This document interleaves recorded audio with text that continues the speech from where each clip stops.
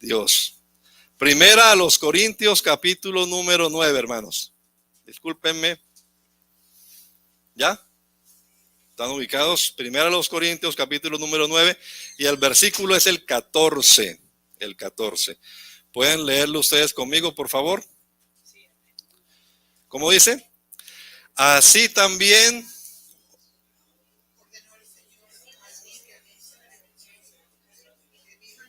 Muy bien. Una vez más, leámoslo, por favor. Así también ordenó el Señor a los que anuncian el Evangelio, que vivan del Evangelio. Amén. Bueno, cierre su Biblia, por favor, y vamos a orar.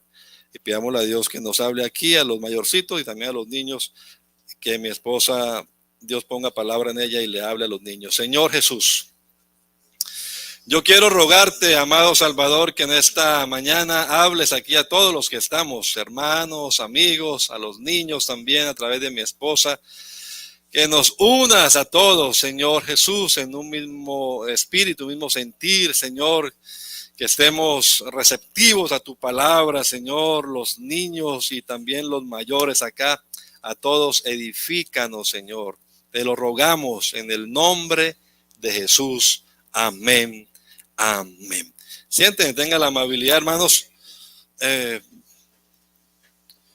Bueno, hermanos, vamos a estudiar la palabra de Dios unos minutos y yo les voy a pedir el favor que estén atentos.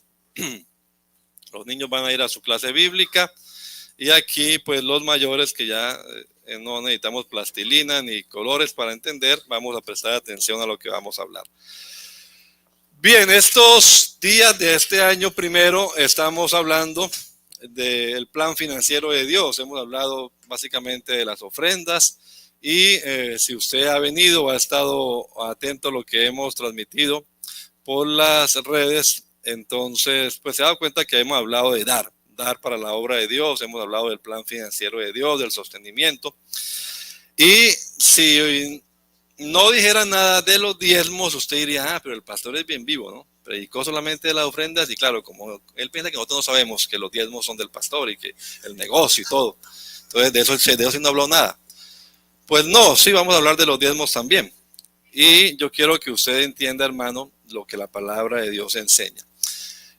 Yo lamento profundamente el mal testimonio que algunos mercaderes de la fe, por llamarlo así, han hecho, ¿sí? Del negocio que de verdad algunos han montado con este asunto de las ofrendas y los diezmos, pero con toda honestidad y transparencia quiero decirle que aquí en la Iglesia Pentecostal Unida Latinoamericana no trabajamos así. Aquí no nos interesa meterle la mano en el bolsillo a usted para sacarle lo que tenga por ahí, y como piensan algunos, es que hay gente que habla mucho, ¿no? Yo una vez bauticé a un señor allá en La Cumbre, un barrio en Bucaramanga, lo bautizamos, un hermano. El apellido era Uceda, el hermano Uceda. Era un anciano ya. Y él se fue a su casa contento. Y en su casa contó que se había bautizado, sus hijos y todo. Y contó que había firmado un papelito, una hoja. Y claro, sus hijos ya le quitaron la casa. Así son los evangélicos, ladrones todos, y los pastores. Y entonces vinieron a hablar conmigo, la familia, los hijos y el hermano Uceda, que cuál era la hoja que yo le había hecho firmar al hermano. Aquí no acostumbramos eso, pero pues eso se hace también de llevar un registro de miembros y un registro de bautismos.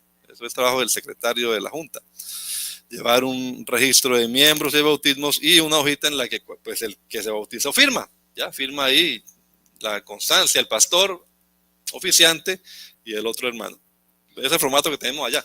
Esa fue la hoja que había firmado él, una constancia de que se había bautizado. Entonces yo se la mostré a ellos, a la familia, y la familia pues ya un poquito más tranquilita de que estaba segura su casa, sí, que no se la habíamos quitado. Ya dejaron que el hermano Uceda siguiera viniendo a la iglesia. Fíjense hasta dónde llega eso, hermanos. Hace unos días aquí fuimos a visitar a una familia y cuando llegamos, la señora de la casa también dijo lo mismo. Ya viene esto, hay que quitarle la plata a estos. Y se escondió y no salió más en toda la... Tuvimos como una hora y media ahí con los hermanos hablando y la señora no salió, nada, porque pensaría que también le íbamos a quitar la plata a ella. Pues hermanos y amigos, algunos tienen ese problemita aún estando dentro de la iglesia, aún miran con sospecha, ¿no? Siendo ya bautizado y todo miran con sospecha de eso. Claro, este pastor es un vividor, es un ladrón, es un no de qué. Y algunos, lastimosamente, este es digamos que la excusa, ¿no? Porque pues yo no creo que un pastor de nuestra iglesia predique que en las doctrinas fundamentales para salvación está el que usted dé el diezmo. Eso no creo yo que exista un pastor así. No sé. Pero esa no es una doctrina para salvación. Es decir, no quiero yo que usted regularmente diga, si no doy el diezmo me condeno.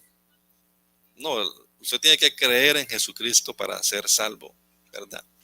Tiene que ser bautizado en el nombre de Jesús, como decíamos el viernes, arrepentirse de sus pecados, bautizarse en su nombre y perseverar hasta que venga el Señor, y esa será la salvación.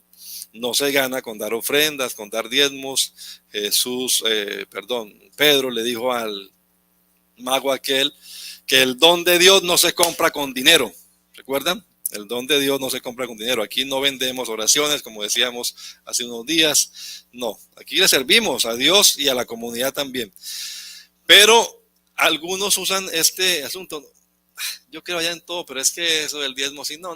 Y por eso usan eso, digo, como una excusa para no venir, para no congregarse, para no entregarle su vida al Señor. Quizás sea así por ignorancia.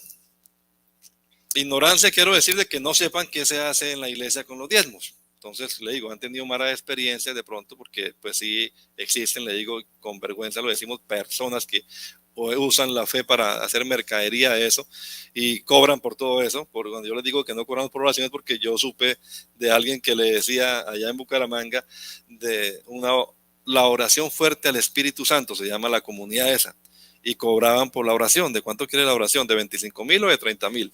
Y eso es una mercadería, ¿verdad?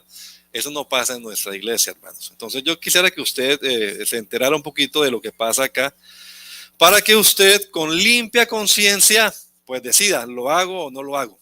Además, cuando bautizamos a alguien, yo les explico un poco esto, le digo, hágalo cuando usted lo crea. Porque aquí no estamos para imponerle prácticas ni costumbres a nadie, sino que usted sepa, conozca, ¿verdad? Y el Espíritu Santo actúe en su vida y lo mueva a hacer, a tanto el querer como el hacer sea guiado por el Espíritu de Dios. Entonces, por eso yo les voy a hablar de esto, hermanos, un poquito. Un poquito digo porque pues, hay mucho, hay que hablar, pero un poquito acá en estos 20 minuticos de pronto. Vamos a mirar algunos pasajes de la palabra de Dios. Y como le digo, baje un poquito la guardia, hermano. Nosotros somos una iglesia no de garaje. Bueno, aquí no usa esa expresión, ¿no? Pero en Colombia sí. Usted es una iglesia de garaje, porque la mayoría de iglesias en los barrios comenzaban en un garajito a predicar y van creciendo, ¿no?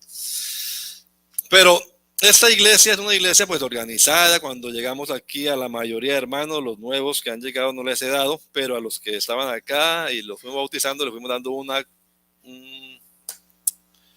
reglamento interno. Yo por aquí tenía un reglamento interno, o sea, unos artículos donde nos regimos como corporación. Hay unas normas, como en cualquier empresa, hay unos artículos, hay un manual de funcionamiento, digámoslo, cuáles deben ser las funciones del pastor, cuáles deben ser las funciones de la junta, todo está bien escrito allí, organizado. Eso se presenta también ante las autoridades también están pendientes, no crea, de todo lo que pasa con esta iglesia, porque está incorporada, ¿sí? Es decir, se presentan informes, por eso las asambleas y todo lo demás, informes económicos y todo esto. Entonces, hay una norma allí que estipula, por ejemplo, los pastores de nuestra iglesia no tienen derecho alguno a sacar plata de las ofrendas para uso propio. De las ofrendas no vive ningún pastor de nuestra iglesia. Y es más, los diezmos ni siquiera los coge el pastor, ¿sí? ¿Cómo así? Ya empezaron, pues por eso digo que a veces por ignorancia la gente opina o dice cosas. En nuestra iglesia sí es verdad, claro, de los diezmos se le paga al pastor. O sea, de lo que se recoge de diezmos en la iglesia, de allí, en un acuerdo que hay, porque ni siquiera el pastor se pone el sueldo, sino que se reúne la junta local con los oficiales y el pastor también está presente. Y dictaminan, deciden qué porcentaje de eso que recoja se le corresponde como sueldo al pastor. Así es en todas las iglesias nuestras, les estoy diciendo, hermanos, para que usted sepa. Aquí en esta comunidad decidieron los hermanos que el 70% de los diezmos fueran el sueldo del pastor. Así que de los diezmos que ustedes dan, algunos, de esos, el 70% es el sueldo que le dan a este servidor. No tenemos la ayuda de la iglesia. Cuando decimos al pastor, que al pastor lo sostiene la iglesia, sí, se refiere a la iglesia de esta comunidad acá, porque acá no recibimos ayuda de otro lugar. La iglesia local es la que debe sostener al pastor. Usted pensará entonces, tal vez haciendo matemáticas, uy, ¿cómo así? Matemáticas, está rapidito. Y usted dice, ay, pero entonces una iglesia de 500 hermanos o de 300, no sé cuál será esa iglesia. Uy, ¿cuánta plata le entra al pastor? Cuando hay demasiado dinero, que puede haber un caso así, no le entra el 70%, ni el 80%, sino que hacen lo mismo, se reúnen los hermanos, ¿verdad? La junta, el pastor está presente y los oficiales, las autoridades, y deciden qué porcentaje de esa cantidad de diezmo que entra debe recibir el pastor para su sostenimiento. Obviamente que un pastor que tenga una iglesia, entre comillas, grande y numerosa, pues tendrá más trabajo que un pastor que tiene una iglesia más pequeña. Bueno, los que trabajan en la obra. Algunos pastores en nuestra corporación tienen otro trabajo aparte del pastor, ¿sí? De pronto usted se ha enterado de alguno por allí que tiene una compañía o que hace algunas cosas. ¿Por qué lo hace? No existe tal cosa como algunos han inventado que un ministerio bivocacional. Eso es puro cuento. La palabra vocación quiere decir un llamamiento divino. O sea, Dios llamó a alguien y él siente una pasión, un ardiente deseo por hacer eso, a lo cual Dios lo ha llamado. ¿Ya? Entonces dicen, Dios me llamó al ministerio, gloria a Dios, pero también me llamó a ser albañil o a hacer, eso no es verdad. ¿Sí?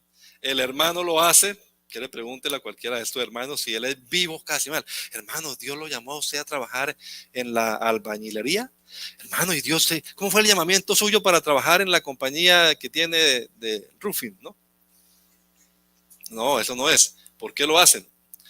Porque obviamente hay una necesidad económica y lo que reciben de la iglesia pues no les alcanza a suplir las necesidades que ellos tienen para su sostenimiento. Entonces trabajan allí mientras puedan sostenerlo la iglesia.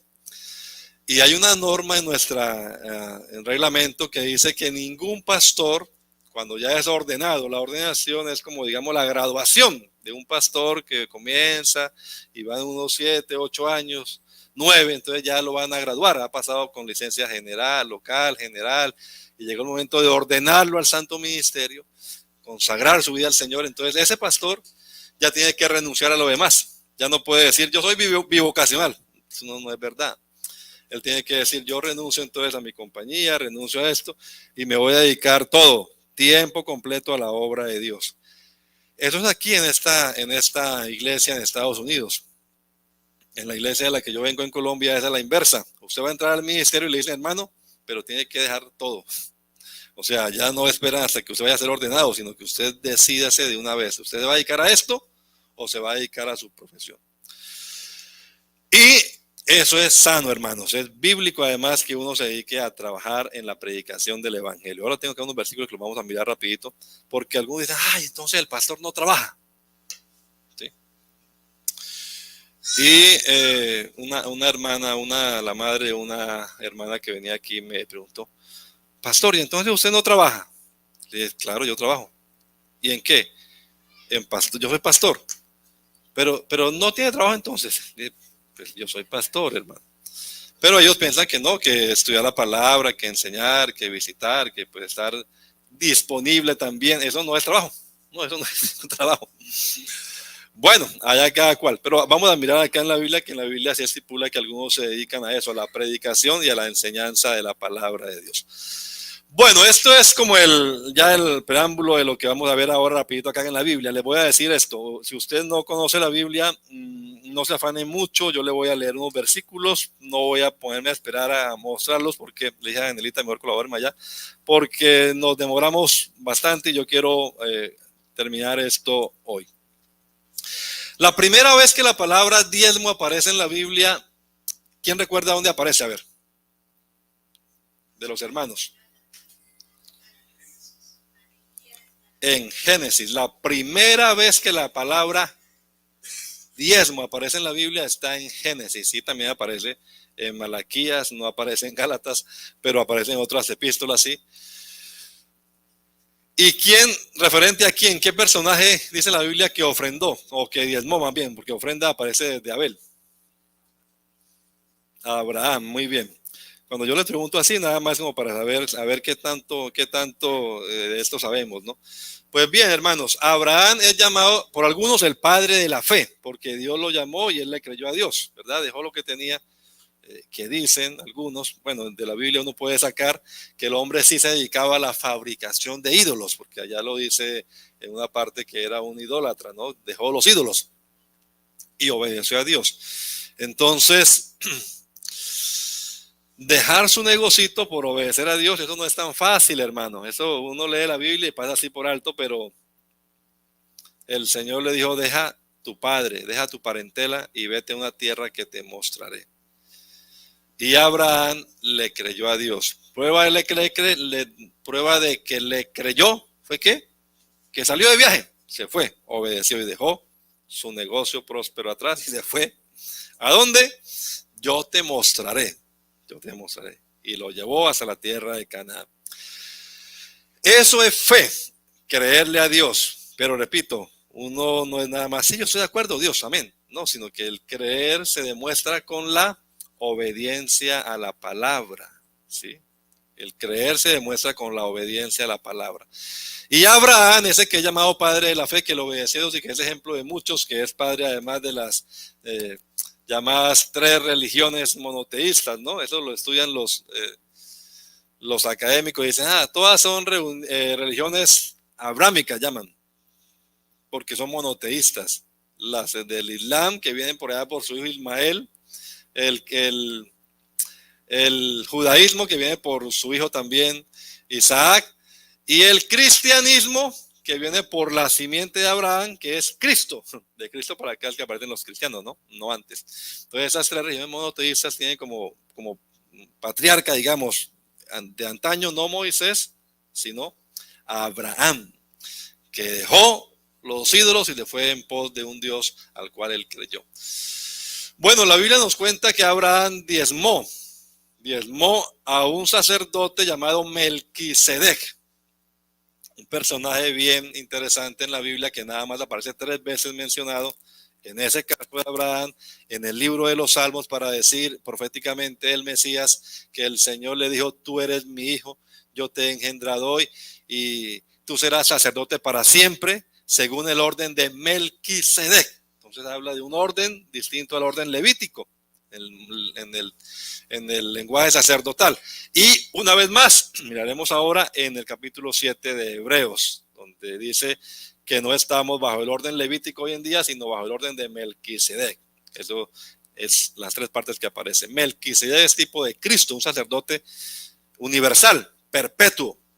No requiere estar cambiando de sacerdotes. Vive para siempre.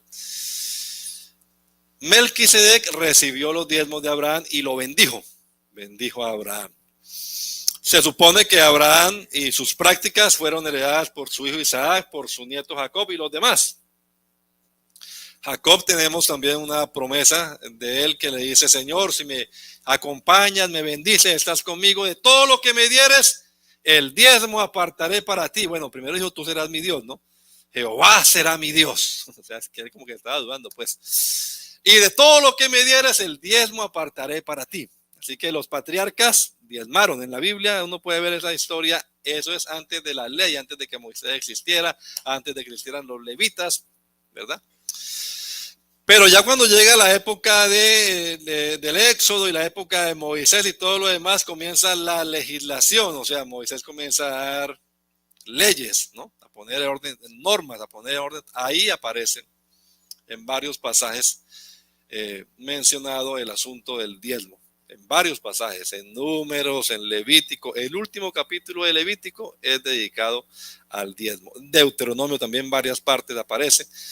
Se anima al pueblo que reconozca pues que Dios es el dueño y le presenten a Dios los diezmos de todo y estipulan las fechas en las que deben llevar sus diezmos y cómo se deben repartir también, cómo se deben administrar esos diezmos, que eran básicamente para el sostenimiento de los sacerdotes, de los levitas y para ayudar también a los huérfanos, a las viudas y a los extranjeros en la tierra, los pobres menesterosos en la tierra. Bueno, eso fue en la legislación mosaica, o sea, en la época del sacerdocio levítico, que es lo que algunos hermanos dicen, hermano, sí, eso es de la ley. O sea, quiere decir que en la ley de Moisés, pues estaba el diezmo y todo, y claro que sí, estaba, le digo, legislado, bien estipulado. El pueblo lo practicó mientras fue fiel a Dios, pero tan pronto cojeaba en su fe, pues entonces no diezmaban, ya no practicaban eso.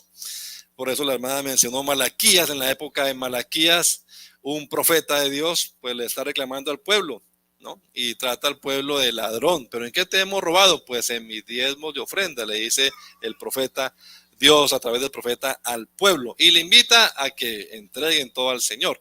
En la época de avivamientos que hubo en el Antiguo Testamento, en las reformas de Josías y de Ezequías y otros, el pueblo volvió a practicar eso. Traían sus ofrendas, traían sus diezmos y había bendición, había abundancia. En ese texto de Malaquías, que es bien conocido, hay una promesa también, ¿no? Pruébenme, tráiganlo a ver si no los bendigo, si no abro las ventanas de los cielos y derramo bendición hasta que sobreabunde. Todo eso es del Antiguo Testamento y la gente dice, claro, hermano, eso es del Antiguo Testamento, está bien. Pero entonces la gente piensa, pero no es para el Nuevo Testamento. Entonces ahí es donde está un poquito el asunto que vamos a mirar claramente ahora. ¿Qué pasa en el Nuevo Testamento? Aparece el Evangelio de nuestro Señor Jesucristo. Aparece Jesús en escena. Y Jesús vino a cumplir la ley. Quiere decir que Él, y aquí hemos hablado en otra oportunidad, hermano, ninguno de nosotros, ningún ser humano puede vivir estrictamente conforme a la ley. Eso no es cierto. Ninguno puede hacerlo, excepto uno que lo hizo. ¿Quién fue? Jesucristo. Porque la ley describe al hombre perfecto, al hombre ideal, al hombre que Dios tiene en mente. Y todos nosotros tenemos una simiente de pecado, una corrupción que nos aleja de Dios, nos aparta de Dios, el pecado. Cristo no. Cristo no tiene esa simiente pecaminosa, Cristo no cometió pecado. Y él entonces sí estaba habilitado para cumplir perfectamente con la ley y la cumplió. Él dijo, yo he venido a cumplir la ley, no a abrogarla. ¿Ya? Él cumplió con la ley. Entonces la pregunta, porque algunos me han dicho, hermano, ¿dónde dice la Biblia que Jesús diezmó? A ver, muéstrame en la Biblia. Claro, la Biblia no dice así exactamente. Y Jesús entregó sus diezmos en el alfolí. Pero la pregunta y lo que los quiero llevar a reflexionar es si Jesús cumplió la ley, entonces la cumplió excepto con los diezmos de ofrendas. No, él la cumplió con todo. Hasta con los impuestos. Recuerden allá cuando le iban a cobrar un impuesto que le habían inventado también el estatero, ¿no? Y él le dijo a Pedro, vaya, saque allá y allá encontrará un pescado, sáquelo y ahí está para que pague el impuesto que nos han impuesto, ¿qué otra palabra sinónimo de impuesto usamos? Les habían cargado ese impuesto allá a ellos, ¿no? Pero lo cumplió, o sea, no pudieron decirle cuando Jesús se paró en público y dijo, ¿quién de ustedes me puede acusar a mí de algún pecado? ¿Usted cree que los que se daban cuenta si ofrendaba o diezmaba no dirían, ¡ah! Claro, usted nunca ha dado diezmos, porque eso además era una acción pública, se llevaba registro y todo.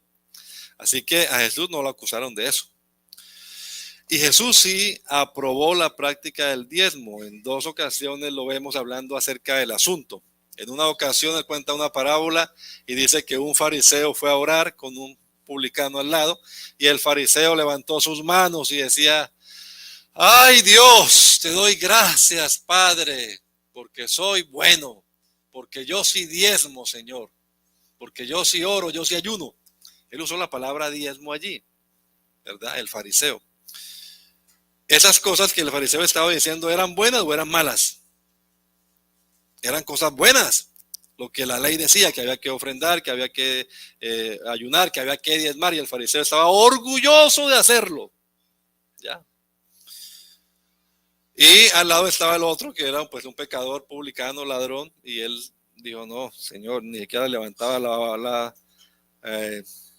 voz, sino que así agachado decía, Dios, sé propicio de mí que soy pecador. Jesús dijo, este fue a casa justificado más que aquel. Lo que aquel hacía no estaba mal. Él ofrendaba, él diezmaba, él oraba. Pero lo que había malo que era el orgullo que había en su corazón. ¿Ya? El sentirse orgulloso. Yo no soy como este miserable ladrón que está aquí, Señor. Oh Padre, yo soy santo, soy santo. Se está alabando a sí mismo. Está orgulloso de sí mismo. Y a los altivos el Señor los mira de lejos, dice la palabra. Entonces, no, usted no debe proclamar, hacerse una trompeta, ¿no? Bueno, no, esas cosas, hermanos, ahí el Señor dice, es mejor que te metas en tu aposento y con tu Padre Celestial lo arregles, cada uno con Dios. El otro episodio en el que Jesús habló del diezmo es también hablando a esta gente, los fariseos, que eran ejemplo pues de santidad y de dignidad ante el pueblo. Hoy la palabra fariseo es ofensiva. Yo no puedo decirle a usted, Dios te bendiga, mi hermano fariseo.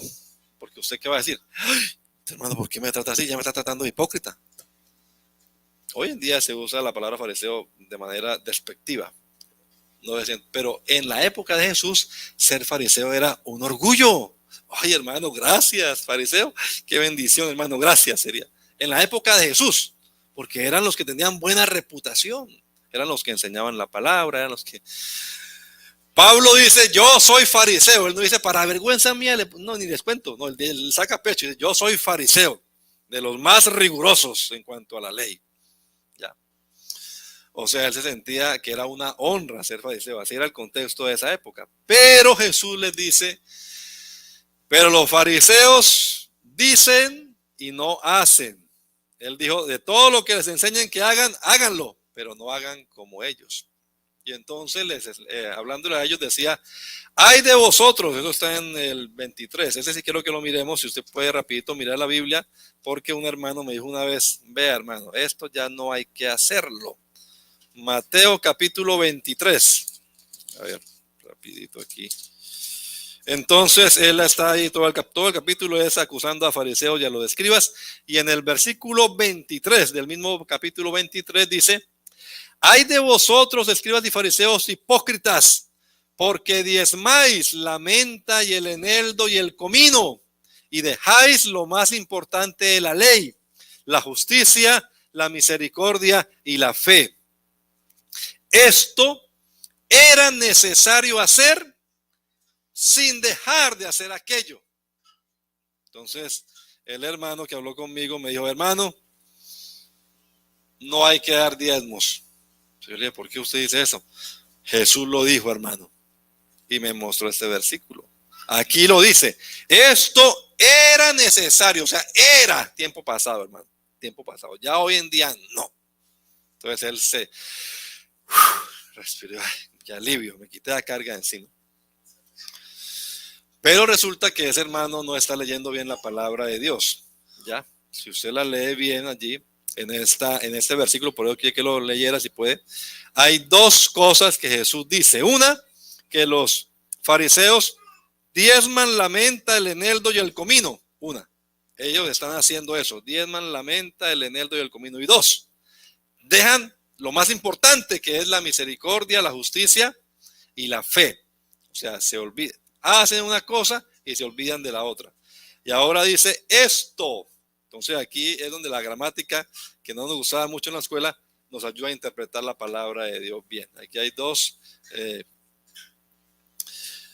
me fue la palabra ahora. Dos, esto y aquello que son. A ver, ¿quién me ayuda? Esto. Artículos. Esto y aquello son las dos cosas que están allá, están acá en el versículo que quieren decir. Esto, ¿a qué se refiere esto? Se refiere a lo que está más cerca, a lo que se acaba de hacer, de decir o hacer. Aquello, ¿a qué se refiere? A lo que está, no, a lo que está más lejos, a lo que está remoto. Tráigame esta y tráigame aquella. No sabe que esta está cerca, aquella está lejos. Cuando dice esto era necesario hacer, no se está refiriendo a lo primero que mencionó, que es que diezmaban la menta, el eneldo y el comino, sino a lo último, a lo que acaba de mencionar, que es la justicia, la misericordia y la fe, y que ellos no practicaban. Entonces dice, esto era necesario hacer, la justicia, la misericordia y la fe, tener eso en cuenta. ¿Y qué más dice? Sin dejar de hacer aquello. O sea que lo que se refiere a aquello, lo que se refiere al diezmo, ¿qué es? ¿Esto o aquello? Lo que se refiere al diezmo es aquello. Gramaticalmente usted puede analizarlo y usted se da cuenta de eso. Aquello, o sea que lo que hay que diezmar, pero teniendo en cuenta la misericordia, la justicia y la fe. Haciendo esto sin dejar de hacer aquello. No dice, y no haga más aquello. No, sin dejar de hacer aquello. Entonces, por eso nosotros decimos en el reglamento, si usted lo ha leído, dice, Jesús avaló la práctica del diezmo. Y es verdad, aquí lo está avalando. Él no está corrigiendo lo del diezmo. En esa época la gente diezmaba y estaba bien hacerlo. Solo que la práctica a veces puede llenarlo de orgullo, ¿no? Y decir, yo sí, cuidado con eso. No, hágalo para Dios, en adoración. En la conclusión tengo ahí, hermanos, no haga esto, si lo va a hacer, no lo haga. Claro, el pastor ya se dio cuenta, ya firmó los papelitos, ya supo que yo no diezmaba. Sí, lamentablemente acá uno se da cuenta de quién diezma y quién no, les confieso. Lamentablemente digo porque, pues, yo fui pastor en Colombia y nunca uno sabe quién diezma y quién no, nunca, a menos que el hermano llegue, hermanito, traigo aquí mis diezmos para la honra y gloria del Señor, y se lo entrega a uno personalmente para que uno haga la oración y todo. Entonces, bueno, ahí uno se da cuenta. Pero si no, si lo entrega ahí, es Dios y cada cual. Pero aquí como firmamos y sacamos balance y todo, pues hombre, uno sabe quiénes de la congregación realmente diezman aquí. Porque puede ser también que alguno diga, hermano, yo sí diezmo, Dios lo sabe, pero no diezma aquí. Bueno, allá usted con Dios, pero yo le invito a que diezme aquí. Porque, hermano, aquí sí necesitamos eso. Cuando usted diezma acá, ya le dije, el 70% usted aporta para el sueldo del pastor, pero el otro 15% es para la ofrenda local, la ofrenda de los gastos de acá, y el otro 15% para nuestra organización, que también requiere gastos. Tener una empresa, eso requiere gastos. Y no, ¿quién sostiene la IPUL? Pues los que son la IPUL la sostienen con ese 15% que se manda para todo lo que hay que hacer en la corporación llamada Iglesia Pentecostal Unida Latinoamericana. Entonces, puede ser, sí, que usted diezme y allá usted con Dios, cada cual. Pero, hombre, yo sí le invito a que lo haga acá. Y otra cosa, si usted de pronto diezma aquí, pero no escribe diezmo, pues eso no se lo contamos como diezmo, aunque sea su diezmo, pero no se lo contamos, pues, que lo metemos en la ofrenda local, porque usted no dijo que era un diezmo. Entonces, eso lo metimos en la ofrenda. Y la ofrenda lleva otro destino. Ya les dije, nosotros no tocamos las ofrendas para sostenimiento del pastor en ninguna manera ni en ninguna congregación.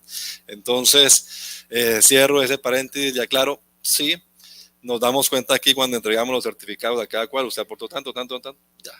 Y los que no lo hacen acá, pues, ya, allá usted con Dios, Dios le bendiga, y de todas maneras, hágalo, hermano, pero le digo, en adoración a Dios, o sea, hágalo en adoración. Los diezmos no son del pastor, eso es importante que usted lo entienda, no me los entregue a mí, que igual me los entrega a mí, yo se los entrego al hermano Roberto, o voy y los pongo en el banco, porque tienen que ingresar como diezmos para que puedan liquidarlos. Entonces, no son míos. Esos son del Señor, como alguien dijo. Eso es de Dios, hermano. Gloria a Dios, que así lo entienda. Sí, los diezmos son del Señor y es a Dios a quien se los debe entregar. Me gusta cuando alguien, sin que uno sepa, ¿verdad?, lo da para Dios, ya, Dios. No dicen, hermano, ve, aquí tengo, por fin. No, eso ya, al final de año nos daremos cuenta porque firmamos los papeles, pero si no, ni nos enteraríamos de eso. Dios y usted, hermano. Hágalo en adoración para Dios. Entonces, resumiendo, para ir concluyendo también, el diezmo se practica no solamente en la ley, ¿no? Jesús cumplió la ley, claro que sí. Jesús también seguramente ofrendó, diezmó. Se cumplió desde la época de Abraham, que no estaba en la ley. Comenzamos con Abraham, con Isaac, eso está antes de la ley. Y Jesús lo practicó también y lo avaló. Ahora lo último. Y los demás. Ahora quiero llevarlos a un capítulo que está en Hebreos capítulo 7. Ahí, bueno, ahí no, falta otro. Vamos a terminar con estos dos. Hebreos capítulo número 7. Bien, dice en el capítulo 7, porque este Melquisedec, rey de Salem, sacerdote del Dios Altísimo, salió a recibir a Abraham, volvía a derrotar a los reyes y lo bendijo.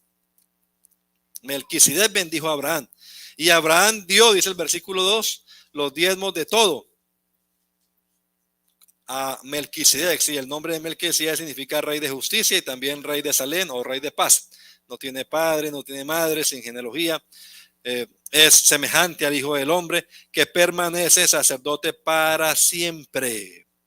Versículo 4, consideren pues cuál grande es aquel a quien aún Abraham el patriarca dio el diezmo del botín. Ciertamente los que de entre los hijos de Leví reciben el sacerdocio tienen mandamiento de tomar del pueblo los diezmos según la ley, es decir, de sus hermanos, aunque estos también hayan salido de los lomos de Abraham. Está hablando del sacerdocio mediante el ministerio o la orden levítica.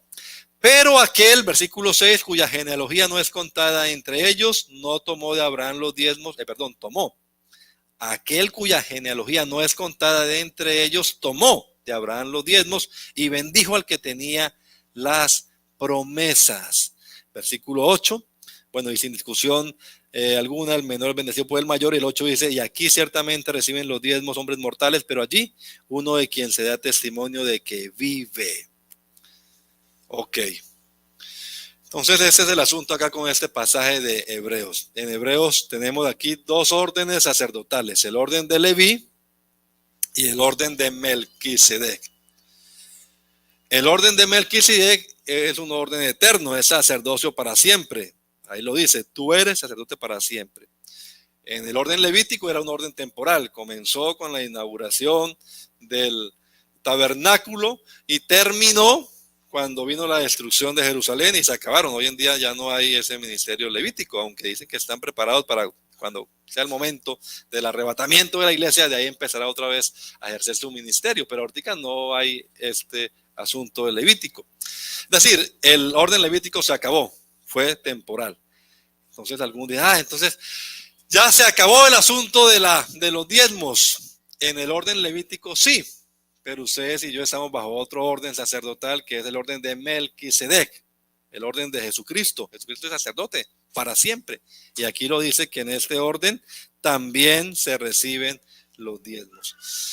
Entonces no dice la palabra de Dios, claro, eso dicen algunos. La Biblia no dice, hermano, que los apóstoles ni ningún predicador recibiera los diezmos. Sí, no dice. Está bien, no lo dice. Pero sí habla de, vamos, aquí tengo los versículos para que los miremos. Sí habla de que ellos son dignos de recibir un salario. ¿Ya? ¿Y quién se lo da? Pues la iglesia. Vamos a mirar estos pasajes. El primero que quiero que miremos, vamos a mirar, hermanos, estos versículos acá, que le digo, algunos dicen, usted como no trabaja, como no es sino vaciar en la vida a uno nada más. A mí me han dicho así. Usted lo que le falta es el oficio. Bueno, póngame más pues. Bien, le voy a leer acá unos versículos para empezar. Hechos, capítulo número 6, donde el hermano Pedro y otros les dice, hermanos, no es justo que nosotros, versículo 2, dejemos la palabra de Dios para servir a las mesas. Buscad, hermanos, entre vosotros a 7 varones de buen testimonio, llenos del Espíritu Santo y de sabiduría, a quienes encarguemos de este trabajo, y nosotros persistiremos. Entonces hay un trabajo secular en el cual se van a dedicar los hermanos, que es la administración de los bienes de la iglesia, y dice él, y nosotros persistiremos en la oración y en el ministerio de la palabra. O O sea, los apóstoles tenían otro trabajito que hacer, aparte de administrar los bienes. Para hacer esto me toca que dejar de administrar la palabra y de orar. Mejor ustedes se encarguen de ese trabajo y yo me encargo de este otro trabajo. También es un trabajo. Ahora, en el versículo número 1 Corintios capítulo 9 y el versículo 13, dice 1 Corintios 9:13, ¿no sabéis que los que trabajan en las cosas sagradas, ¿te puedes leer esa frase conmigo? ¿Que trabajan en qué? En las cosas sagradas. O sea que el trabajar en las cosas sagradas, en el sacerdocio, en el ministerio, pues eso es un trabajo, valga la redundancia también. Aquí lo dice, están trabajando en el ministerio de la palabra, en la oración, en las cosas sagradas. Y los que trabajan en las cosas sagradas, dice, comen del templo. Y los que sirven al altar, pues también participan de lo que se pone en el altar. Primera a los Tesalonicenses, capítulo 5, otra carta que escribió el apóstol Pablo a los hermanos en Tesalónica. La primera carta, fíjate que aquí tenemos también otro ejemplo. Capítulo número 5 y versículo número 12. Entonces dice, os rogamos, hermanos, que reconozcáis a los que trabajan entre vosotros y os presiden en el Señor y os amonestan, y que los tengáis en mucha estima y amor por causa de su obra. Estos hermanos a los que Pablo está refiriendo aquí, ¿cuál era su trabajo? Ellos están trabajando entre los creyentes, los que trabajan entre vosotros y os presiden en el Señor y os amonestan. Es decir, los hermanos estaban, estos trabajadores de aquí, no eran trabajadores seculares, albañiles, no, ellos estaban dedicados a un trabajo que era, pues, dirigir la iglesia. Presidir es dirigir la iglesia, amonestar, que es enseñar, es corregir, es instruir, ¿verdad? Ese era el trabajo de ellos. Y Pablo dice, a estos reconózcanlos y ténganlos en mucha estima y amor por causa de su obra, que quiere decir de su trabajo. Eso están trabajando también en la predicación de la palabra de Dios. Y el último es primera a Timoteo capítulo número 5 y versículo 17. Otra carta pastoral. Aquí también Pablo dice, primera a Timoteo capítulo 5, versículo 17. Dice, te encarezco delante de Dios, los ancianos que gobiernan bien. La palabra anciano, primera Timoteo 5, 17. La palabra anciano en el contexto del Nuevo Testamento y específicamente en las cartas pastorales no se puede tomar literalmente de un viejo en años, avanzado en edad, sino que esa palabra anciano se refería a los hermanos que eran puestos en autoridad en las iglesias. Se iba a predicar la palabra de Dios y se enseñaba la palabra, y cuando ya se iba a ir el misionero, entonces él nombraba a algunos o constituía a algunos ancianos de entre la iglesia, los ponían en autoridad, los que tenían autoridad. Así que aquí están los ancianos que gobiernan bien, sean tenidos por dignos de doble honor, mayormente o principalmente, sobre todo, los que trabajan ¿en qué? En predicar y enseñar. Entonces, pues ahí le pongo nada más 4 ejemplos de versículos que en la Biblia nos demuestran en el Nuevo Testamento que el predicar la palabra, el enseñar, el orar, el estar encargado de las cosas sagradas, como dice también en otra parte, el estar pendiente, hermana, de que usted no ha venido a culto, hermano, ¿cómo está? Esas cositas, ¿por qué no las hace usted? A ver, porque usted dice, hermano, no, eso es, a mí me da pena que, y no es fácil, como dicen otros, no es fácil trabajar con la gente, porque usted no sabe cómo le vaya a contestar el hermano. Pero ese trabajito nos lo ha encargado el Señor, y el Señor nos lo paga. Como decíamos la vez pasada, Dios le pague, sí, pero Dios tiene un cuerpo que es el que usa para pagar. Entonces yo una vez fui ustedes saben, estuve en México 2 años y allá había unas hermanas que eran las que económicamente apoyaban la obra de Dios, 2. Y entonces un día me llamaron las hermanas y hablaron conmigo y me dijeron, vea hermano, pues aquí tenemos este plan, y me dieron lo que yo debía hacer, ¿no? A quién debía poner en cada, y entonces pues generó ahí cierta controversia porque las hermanas tenían una forma de pensar y de administrar la iglesia. Ellas pensaban que el pastor era empleado suyo, como ellas eran las que daban el cheque y todo. Entonces, ellas eran mis jefes y o yo hacía lo que decían o me despedían y ya. Gracias a Dios que aquí no se trabaja así. Obviamente, el día de una hermana, nosotros no trabajamos así. Ustedes no son mis jefes, a mí me paga Dios. Si ustedes quieren, pues ustedes verán lo que hagan, pero mi jefe es Dios. Igual creo que ustedes acá lo entienden en un contexto mejor, porque acá sí entendemos, ya ustedes han sido parte de otras iglesias, de otra congregación, así que no es la primera vez. Ustedes saben que aquí a los pastores no los elige la congregación. Ya. Gracias a Dios que ninguno de ustedes me había oído predicar. Bueno, creo que sí, una vez, alguno. Fui a predicar en Torrington cuando estaba en Baltimore. Pero no creo que por eso ustedes dijeran, ay, el hermano sí, ese sí. Ni me contrataron ni nada. No, aquí nada. Uno cree de verdad que Dios trae a alguien y Dios lo quita, Dios lo pone. Ya. Así que el jefe, allá en Colombia una vez un pastor demandó a la iglesia. Porque decía él, me deben pensión, me deben no sé qué, y la demandó legalmente. Y eso fue, como aquí también en los Estados Unidos, va a un juicio así subiendo hasta que llega a lo que llaman la Corte Suprema de Justicia, ¿no? Y había un señor ya, un magistrado llamado José Gregorio Hernández, como el médico venezolano, sí, pero ese era magistrado de la Corte Suprema de Justicia y sacó una sentencia. Y en la sentencia que fue noticia en Colombia, salió por los periódicos, decía: el patrón de los pastores es Dios. Esa fue la sentencia que sacó el pastor. O sea, el pastor exoneró a la iglesia, que la iglesia no tenía ninguna responsabilidad legal, jurídica entre los pastores, porque los pastores son empleados de quien los llamó. ¿Quién los llamó? ¿Quién los contrató? Dios. Entonces reclámele a Dios. ¿Ve? Entonces nuestro patrón es Dios. Claro que sí, hermano. Sí. Pero repito, Dios usa a su pueblo y a su iglesia. Entonces, usted entréguele sus diezmos al Señor. Los diezmos son del Señor, entréguelos a Él.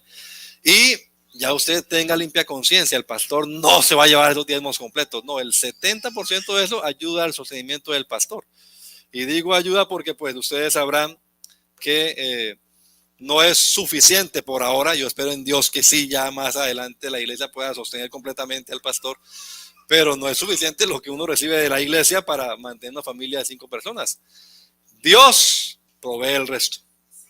¿Ya? Dios provee el resto.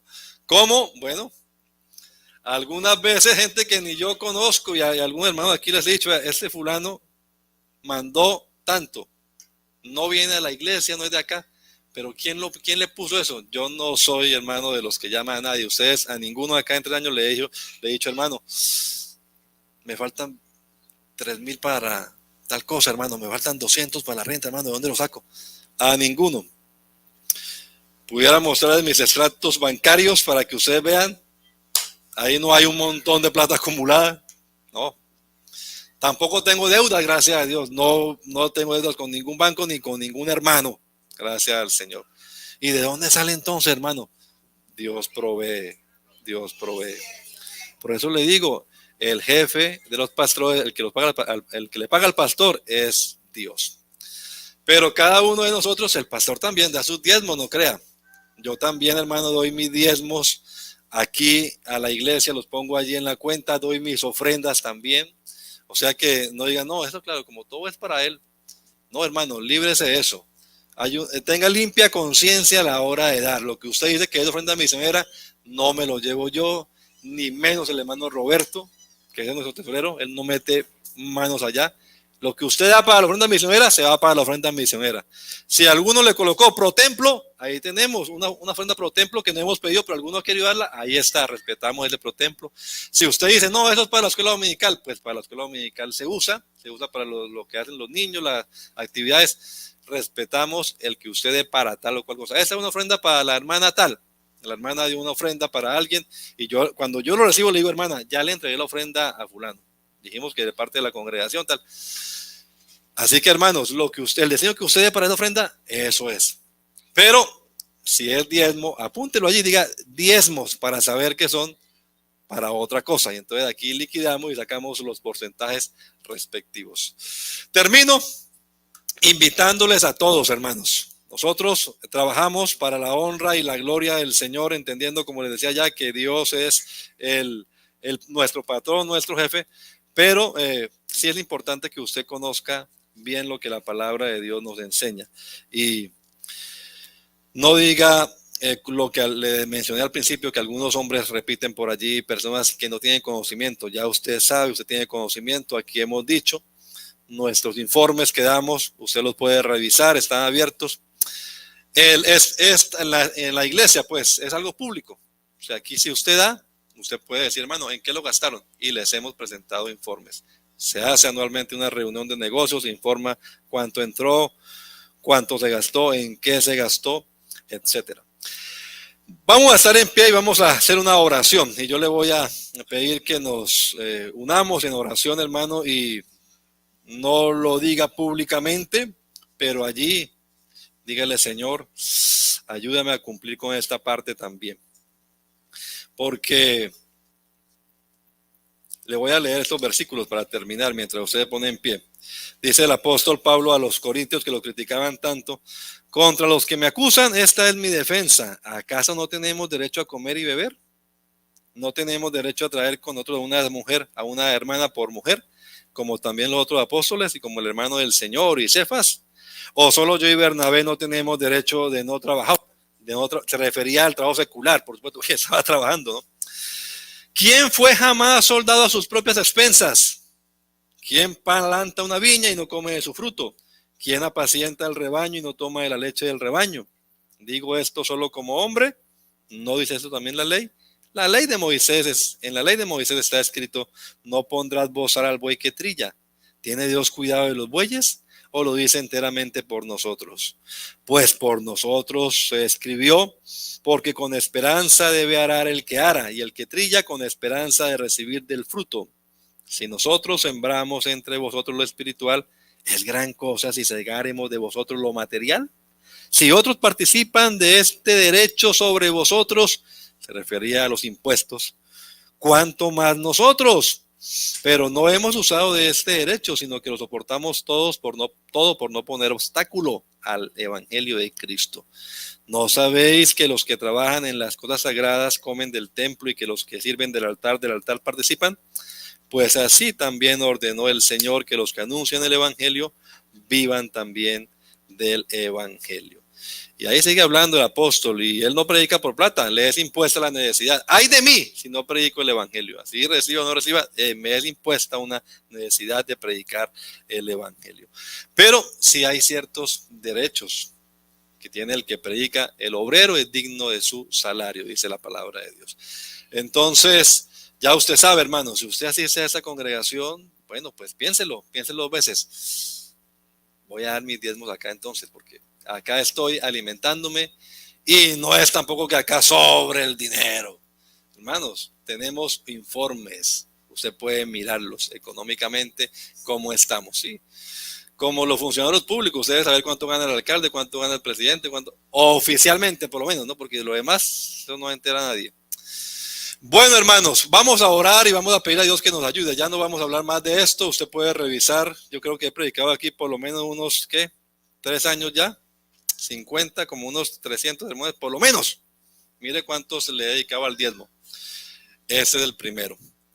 Y vamos a dejarlo ahí y Dios proveerá para mí y para usted también.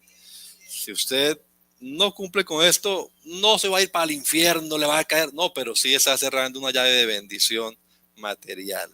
Entonces, dice el Señor, pruébenme, cumpla con esto, a ver si no abro las ventanas de los cielos y derramo bendición hasta que sobreabunde. Traigan los diezmos y que haya alimento en mi casa y pruébenme, dice el Señor. Oremos. Señor Jesús, yo te doy gracias por mis hermanos y amigos que han estado aquí escuchando esto que hablamos de tu palabra, Señor, acerca del sostenimiento de los ministros y despejando dudas, quizás incredulidad que hay en algunos, Señor. Con honestidad hemos hablado, con transparencia hemos hablado aquí delante de ellos, y yo quiero pedirte, Señor, que tu palabra actúe en cada corazón de los que están aquí, de los que nos escucharon también por internet, Señor. Que tu palabra produzca en ellos algún efecto, Padre amado. Que tu palabra redarguya en la conciencia de mis hermanos, Señor Jesús. Y que seas tú moviéndonos a hacer tu voluntad, a vivir conforme a tu palabra, Señor. Obra, Jesús, poderosamente en medio de tu pueblo y en medio de tu iglesia, Señor. Te lo pedimos, Padre amado, en el nombre de Jesús. Amén. Amén. Amén. Cantemos un coro, hermana, que hable de dar, por favor. Vamos a estar ofrendando. Mientras ofrendamos y mientras diezmamos,